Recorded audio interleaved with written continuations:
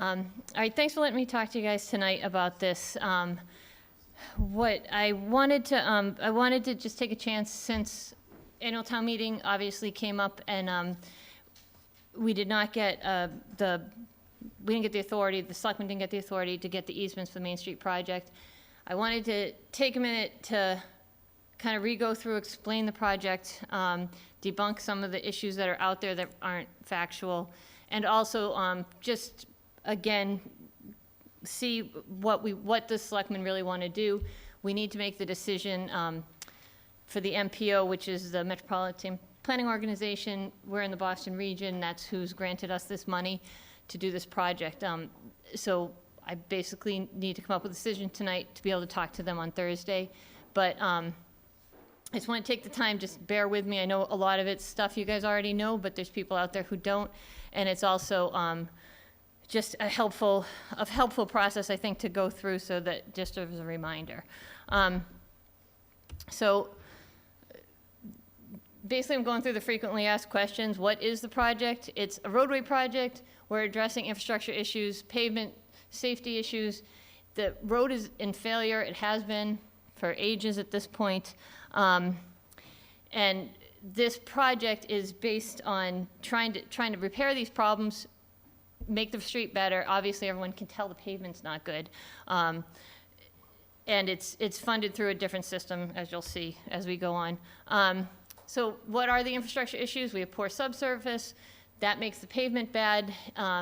Just fixing the pavement and not fixing the subsurface doesn't last. It creates problems for, basically, you spend $100 to fix a square yard of pavement, and in 3 years, you're gonna spend $100 again.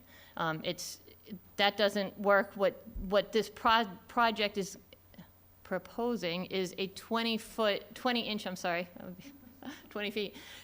inch, basically full depth reconstruction of the road in order to give us a good subsurface and 8 inches of new asphalt.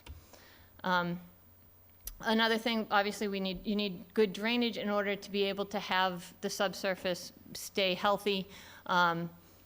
We have some definite drainage issues on Main Street. It's, the grades are very funny. There's old corrugated pipe, and as you can see, there's just outflows in inlets that are just an open pipe. Also, the grading, if you look in that top picture, you can see how the sidewalk is actually below the street right there. The stone wall over on the right of the sidewalk is barely up over the sidewalk. You can see it over in the far right picture, also the bottom picture. You can see how the sidewalk is flat with the street, but the street's actually higher once you get over to the fog line.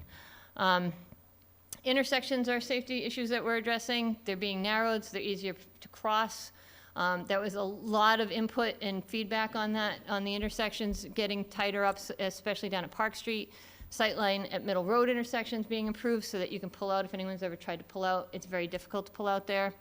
They're adding a turning lane. It's a 10-foot wide lane at 85 and 30. That actually helps people when they queue up, that they're not going to try to like squeeze out the left turn really quick, or people are dashing by going straight and when the light changes on them. The sidewalks, they're being better defined with curbing, and a 4-foot shoulder is being added, so there's a buffer between the travel lane and the sidewalk. This shoulder makes bicycle travel safer. The bicycle travel, this is just, it's within that. You guys all know the fog line is the white line on the right, and you have the yellow line in the middle. Between the fog line and the curb, that's the shoulder. That's also going to be used as a safe zone for a bicycle. How long has it been planned? This project's been going on for 16 years. Back in 1999, the road was in failure. John Boland had started saving up Chapter 90 money, trying to do the project. As he was looking at it, he realized there was subsurface work being needed, that picture I showed you of the sidewalk being too low. He saw that was happening, and he said, we actually have to pay for some design work on this. It's outside of the realm of a regular project. So they did design. It was presented at a selectmen meeting in 2006, which I didn't put on the slide, but there was, they changed this TIP funding program that we'll talk about in a minute. so that there were more guidelines instead of being such rigid rules to follow for the roadway. When that happened, part of the process is to contact and talk to the historical and conservation and planning. And there were public meetings. We met with all of them. We did some preliminary work with them. We did other work throughout the year. We got comments. We incorporated comments. Then we had residents coordinated meetings in 2008 in order to kind of talk about parking on Main Street. We had planning board and selectmen meetings that were joint, conservation, historical. The public safety officials were involved in all this, and our 25% design was submitted. It was rejected because it didn't meet it. That project went in with a 6-foot shoulder with the intention that people would park in that, and that's not safe. You can't park in a 6-foot shoulder. You can't even fit your whole car in there. But then when you open your door, now you're in the travel lane. What happens to bicycles? That's part of why it got rejected. When that ended up happening, we changed designers. We had public meetings to get feedback. Planning board voted to present, to support it. Selectmen voted to support it. But then in 2010, public safety officials said, you know what, you need to enforce no parking on the sidewalk down here. So they went, because there wasn't parking, they went and they added parking back in. Then there were all kinds of alternatives. I mean, you guys saw the stakes out on the common. This has all gone on, obviously, for years and years. 2012, we got a spot on this transportation improvement program, which is a funding schedule through state and federal funding. In 2014, the Main Street Design Working Group was created. That came up so that kind of to get a specific set of residents that people could voice their concerns through, because we were having trouble getting consistent. And you have a room of 50 people, and you're going to have 30 and 20 and 25 and 25. Like, the people's opinions were all over the place, and that group was helped look at the project, see what wanted to be changed, and get people's input and see what could be changed. There were 2 public hearings. In 2015, we developed the plans. Main Street Design Working Group finalized their recommendations. And then they did a couple more changes, and then in 2016, that's where we are right now. And the project will be removed from the TIP if we don't take some actions. So what is the Main Street project going to cost Southborough residents? Nothing. Project is funded 100% through the Transportation Improvement Program. It's from federal and state programs. It's going to cost the state and the feds $6.86 million, and that's the money that's been approved at this point, and that's what we're scheduled for on the TIP. Mass DOT, do they have to approve the project? Yes, they do. The TIP projects have to meet safety standards, engineering, guidelines, and directives for safe roadways. Now, pedestrian bike accommodations were laid out in our 2008 master plan that's something that the town found important. ADA compliance, environmental, and historic sensitivity is included in any TIP project also. So it's important to know that this is, everyone calls it the state project or the state's design. It's the town's design that we've come up with based on guidelines, which we follow throughout town most times anyway, when we're constructing. So is it building a federal highway in town? We've all heard this, that it's straighter, it's faster, it's wider. No, it's not. The project uses federal and state funds and standards, but they're already used throughout town. We use drinking water standards that are federal. Our building codes and plumbing codes are federal, and with some state parts to them. The fire safety standards are federal. We all live by state and federal guidelines all the time. The fact that we have the stripe in the center is yellow, that's a federal rule. That's not, I couldn't go and paint it pink, it would confuse everybody. The same with the fog line's white. That's, you drive with the white line to your right. We all know these rules. Stop signs are red and they're octagons. That's what they are. If they were green in Pennsylvania, you'd be confused, right? These are federal standards. How wide is the traveled way? 22 feet. The project, right now, I've restriped the towns, and I know people have accused me of being drunk when I stripe them. I don't actually physically go and stripe these roads, but the fog line was based, when we started doing this with the Main Street Working Group, I was trying to figure out a way to show them what a 12-foot lane was. I mean, 11-foot lane, I'm sorry, 11-foot lane. And I had them stripe the fog line 11 feet from the center line. And that's why there's two white lines a lot. The most inner lane is the 11-foot lane. And then you'll see another white line in a bunch of places, and that's how wide the roadway used to be, the travel way. Again, there's 4-foot shoulders, which give us the buffer for the sidewalks, and it also gives you a space for the bike. Currently, Main Street varies. If you go down to Sears Road, it's like 25 feet wide. The project doesn't just suddenly turn into 30 feet at that point. It does gradually increase, but the Main Street itself gets as wide as 38 feet when you get to downtown, over by Park Street. The majority of the road is 30 feet wide. That's pretty much from the common east. From the west side of the common east stays at 30 feet wide already, currently. Are we taking land to widen the road? No, we're not taking land. It's permanent easements and temporary easements, which are needed in order to construct the roadway to allow parking to make turning radiuses for a bus. Most of anything used for the road itself, there's very few of them. One of them were already on someone's property. It'd be nice to straighten that out. A lot of the permanent easements are aerial, which just means the wires, the electric company or a phone company, whoever it is that has the wire, they want 5 feet from your center of your telephone or your utility pole back. So if your property line falls within that 5 feet, they just want to be able to have access there and cut a branch back if they need to.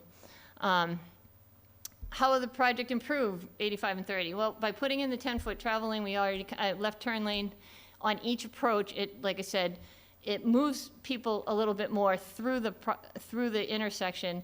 It will stop some of the delays or decrease the delays, and it will also, it'll stop people from the risky behavior that they do with kind of trying to rush the light. The through lanes will continue to be 11 feet wide. Will there be new sidewalks? In accordance with the master plan, yes. In fact, it actually talks about a sidewalk from Parkersville to Sears in the master plan. We're also adding them at the Fay Crosswalk, up Common Street to the townhouse, and then if you remember, we went through this for quite a while. So on the east side of Corderville, basically coming from Woodward up to Main Street, and then we also have them up to on the west side of Marlborough Road, going up to the northern entrance of the library. The intent, we had a sidewalk committee, if you guys remember, that this was a bit of a thing, and their recommendation is that Marlborough Road's a road that really could use a sidewalk, and we'll be able to continue from there up. The hope with that the Main Street Working Group had originally, and I'm sure it's part of the master plan originally, having the sidewalks go all the way to Sears, is that once it gets onto State Road, when the state's not doing one of the 3R projects, which is a resurface, restore, or rehab, which is just maintenance, which is what they've done on their two ends of Main Street. If everyone's noticed, those are paved and they look nice. Much wider in a bunch of spots than we're talking. But when they actually go to do construction on that and do some improvements, it'd be great if they can get a sidewalk and get us over to Chestnut Hill, since we have this beautiful farm there. That would be nice to be able to walk, ride your bike to. It'd be great to be able to ride your bike down Main Street and take a right, and then someday actually get down to the MBTA station. Are we creating a bike lane through town? No, it's not a bike lane. A bike lane is generally a 5-foot lane, which is outside the shoulder, and then you have a travel lane. This is just, bike is accommodated in the shoulder of the road. So you've got sidewalk, you've got 4 feet of kind of a buffer, and then you've got this 11-foot travel lane for the cars. And one thing, I know people think, oh, well, geez, 11 feet, that seems so big. A lot of the DPW trucks are 10 feet wide to begin with. Now you've got a mirror sticking out from them. You've got, and if anyone's ever tried to walk on Corderville Road, you're on the sidewalk and you feel like you're gonna get hit by a mirror. You try to ride your bike on Corderville and, everybody's trying to work around you. So that's where this project basically makes this a more walkable, more bicycle-friendly community. Downtown will get paved as it's not part of this project. We do have some issues with downtown. If you can look at the Morrow's Market right there. I don't know what its name is now, but that front step is actually on the right of way. The building front is exactly on the line. There's not much we can do to make a space so that you can park your car and open your door and not hit a bicycle coming by and still have your traffic going by. So that's why this is actually going to be treated a little different. The intention originally was to use the Chapter 90 money that had been reserved that we haven't used up yet in design and in all our easement, to purchase easements from people, to use that to help maintain this piece of the project. So one thing you need to think about is what other projects are coming to Southborough. We're talking about a public safety building. Corderville Road, if anybody doesn't think that needs a lot of work, they haven't driven on it recently, that's at failure. We talk about community center, library I know has talked about additions. There's a lot of other projects coming that are going to use millions of dollars, and if we have the opportunity to use $6.8 million of federal and state money, it might be worth it. Now, what will the project look like? So these are renderings we had before. These are from near 84 Main Street. The picture on the left is existing. Picture on the right is the rendering. That's at Middle Road. Looking east. This is looking west at the public safety entrances. I still wrote Middle Road, that's wrong. Woodward Crossing, that's the Woodward Road crossing, you can see it up. As part of the Main Street Working Group, they determined that a brick crossing was going to be a nice look to the town, so that's why it's a little red up there. Examples in the area, this is two 11-foot lanes, 4-foot shoulder, 5-foot sidewalks with grass strips, which we recommended grass strips throughout as much of the project as we can. Here's another one. This is more with an asphalt, obviously an asphalt sidewalk, and it's right on the edge of the road. But those are, again, 2 11s, 2 4s, sidewalk on one side. This is typical, same thing, typical. This is going through a more less populated area. This is going through a little bit of a farm area. But these are all roads in the area with the exact same cross-section as we're talking about a Main Street. It's not a highway. This doesn't look all that much different from Main Street, except there's no potholes, and the lines are less wiggly. Other than that, this is very similar to what the project would be as far as the look, except we're planning on concrete sidewalks and grass strips, obviously, where we can fit them in. The biggest frequently asked question is, why can't we just do the project with our own funds? How does this work? It's hard to explain this easily so that people understand the concept of coming up with these numbers. So I was asked back before the town meeting in 2014 to come up with what would be the cost to do it. And I did a quick, all right, if we were just going to reclaim and pave this, and that was 25% design at that point, and I had just one sheet of paper, which was a quick summary from the consultant of, here's the project, the $6.8 million project. So here it is, and from that I was trying to gather up, okay, what do we need? I'm taking 30 feet straight through, I'm doing this. It doesn't include a ton of issues. It doesn't do anything to the intersection at all. It doesn't, that project wouldn't give additional grass areas. There was no issue with fixing any additional draining except just connecting to that one. There was one open pipe. That one would connect to stuff. The other ones, nothing was going to be done on. It wouldn't do decorative crosswalks. It wasn't going to do trees. It wasn't going to do concrete sidewalks. There was a lot of work that wasn't going to be done. That's why I tried to make this. Once we got the 75% design, these are the specs, not the spec book. These are the construction like notes and estimate.